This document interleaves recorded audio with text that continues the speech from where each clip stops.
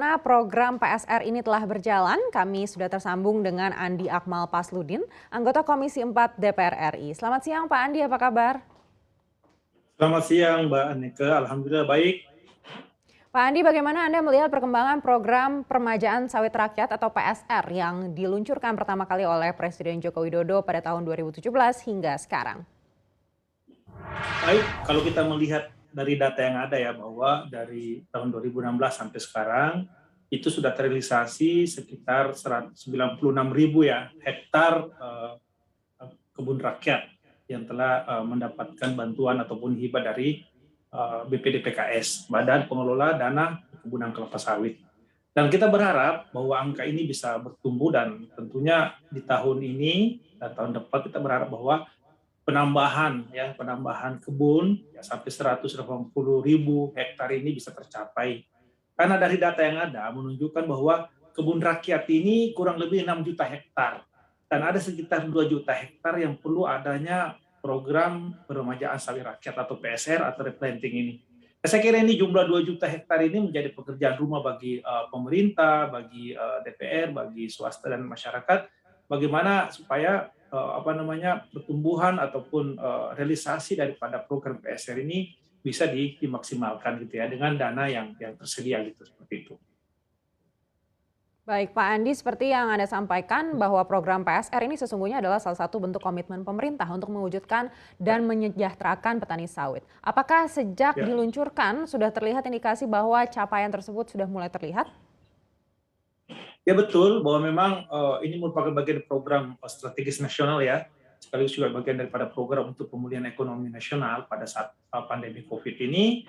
Kita melihat bahwa dengan berbagai inovasi dari BPDPKS tentunya kita melihat penambahan dan juga program ini sudah dapat membantu ya petani sawit menjadi lebih baik. Misalnya hibah dinaikkan ya dari 25 juta per hektar ya, maksimal 2 hektar sekarang menjadi 30 juta per hektar dan bisa 4 hektar. Saya kira ini sangat membantu daripada petani kita agar dapat melakukan revitalisasi atau melakukan replanting ataupun pemajaan, sehingga kita berharap di tahun keempat ya, tahun keempat para petani pekebun sawit ini tentunya kehidupannya menjadi lebih baik dan itu terbukti ya dari provinsi-provinsi yang banyak petani sawitnya, terlihat angka nilai tukar petani semakin meningkat. Ini saya kira indikator yang sangat jelas ya, dan tentunya didorong oleh ekspor kita ekspor sawit kita yang sangat besar ya. Harga sawit juga sekarang ini kan sangat bagus di luar. Nah, saya kira inilah yang menurut kami dari DPR yang perlu kita dorong supaya pekebun sawit rakyat ini dikembangkan, kalau bisa target 500.000 hektar itu mudah-mudahan tahun depan bisa dicapai gitu. Nah, sekarang kan dengan adanya dana dari BPDPKS ini kan sebenarnya sekarang ini sudah menjadi stimulan yang sangat luar biasa ya, bahkan sampai 60% sebenarnya hibah itu ya untuk melakukan peremajaan kebun sawit rakyat itu. Itu. Baik, Pak Andi, kalau Anda lihat apa saja yang perlu diperbaiki oleh pemerintah? Ada beberapa hal catatan kami ya. Pertama administrasi ya. Kita berharap bahwa administrasi dan sekarang sudah ada kemudahan ya dari 12 syarat menjadi 2 syarat, sekarang 4 syarat ya.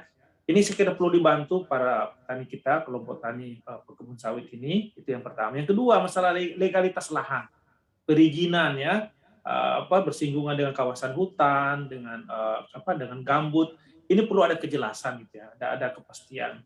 Yang ketiga, masa tunggu petani kita ya dari tahun pertama ketiga ini kan mereka belum berproduksi ya. Adanya bantuan sarana produksi untuk tanaman sela sehingga sebelum berbuah kelapa sawitnya dia bisa menghasilkan palawija maupun porang ataupun umbi yang lain. Yang keempat, kita melihat bahwa adanya bantuan ini ya saya katakan tadi bahwa 30 juta per hektar dan maksimal 4 hektar, saya kira itu bisa mengcover ya 60% daripada kebutuhan petani per hektarnya. Saya kira ini stimulan yang sangat bagus sekali gitu ya. Kemudian yang terakhir tentu kita berharap bahwa bantuan pemerintah, pendampingan ya, terutama karena kita ingin adanya sebuah proses good agriculture proses. Artinya bagaimana petani sawit kita itu berkebun dengan ilmu-ilmu pertanian perkebunan yang sesuai dan tidak merusak daripada lingkungan gitu loh. Saya kira ini menjadi concern kita bersama, bagaimana supaya hambatan-hambatan yang ada ini bisa kita selesaikan. Baik, berikutnya harapan Anda agar program PSR ini dapat berjalan dengan baik dan mencapai sasaran? Saya kira harapan kita semuanya ya, stakeholder yang terkait, pemerintah, swasta, BUMN, kelompok tani, asosiasi, dan kita semuanya berharap bahwa program ini kita harus dukung bersama, dan kita harus menghilangkan hambatan-hambatan yang ada, sehingga target 180 hektar ini, 180 ribu ya, bahkan kalau bisa di atas 300 ribu hektar ini bisa kita capai di tahun depan. Agar kesejahteraan daripada petani sawit, pekebun sawit ini bisa meningkat dan menghasilkan devisa bagi negara kita gitu. Dan kita berharap bahwa pada saat pandemi COVID ini, sektor pertanian secara umum berkontribusi besar bagi ekspor non migas kita ke luar gitu. Saya kira ini hal yang menggembirakan di tengah masa pandemi seperti ini. Baik, Pak Andi Akmal Pasludin, terima kasih telah bersama kami di Powerline. Jangan lupa unduh aplikasi CNBC Indonesia di Google Play Store dan App Store untuk ikuti terus perkembangan terkini terkait berita ekonomi dan bisnis.